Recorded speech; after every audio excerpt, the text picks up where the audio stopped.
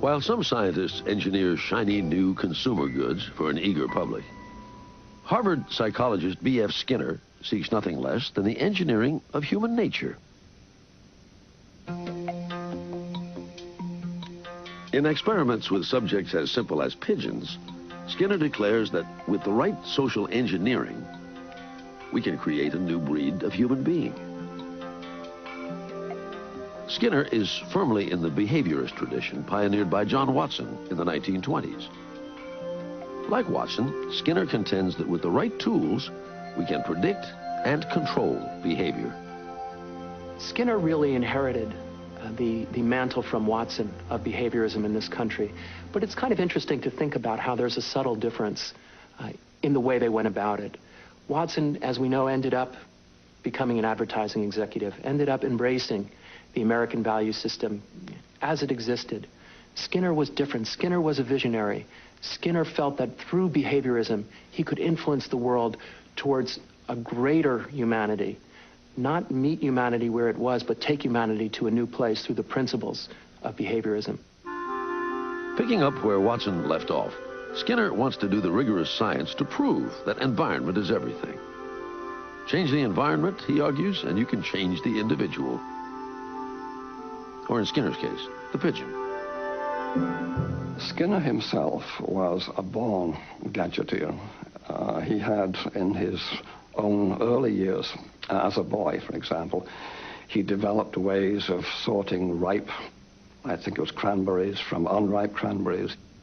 He invented a cannon that would shoot things over his neighbor's fence. This was the kind of man he was. He was developing new ways to do everyday things in ways that were more comfortable, more efficient. During World War II, Skinner had developed a pigeon guidance device for the U.S. military.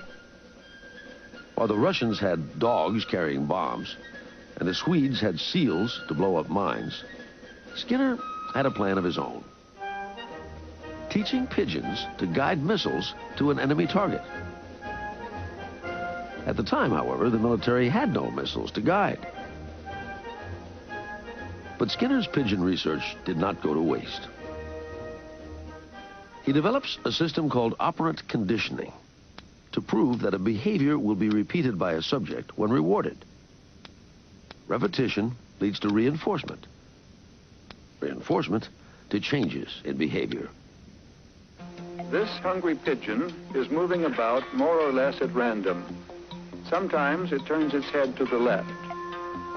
When it does, we reinforce that movement by giving the pigeon access to a dish of grain. Skinner then waits for it to turn further. Again, more food.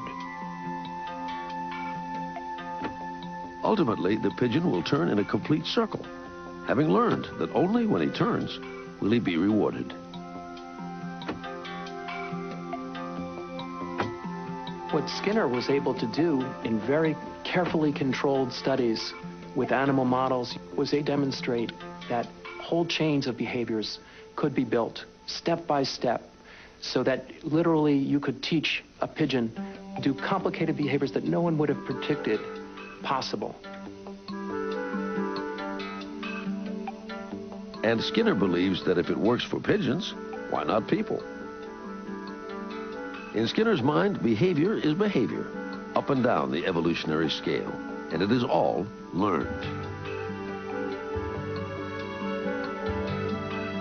One of the great successes is in education. People are taught to do more complicated tasks than anyone had thought possible by breaking down behavior into small steps and giving positive reinforcement along the way.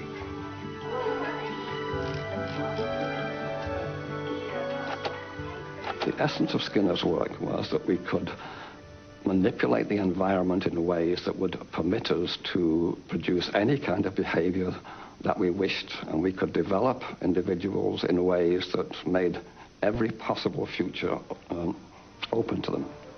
The idea that anything is possible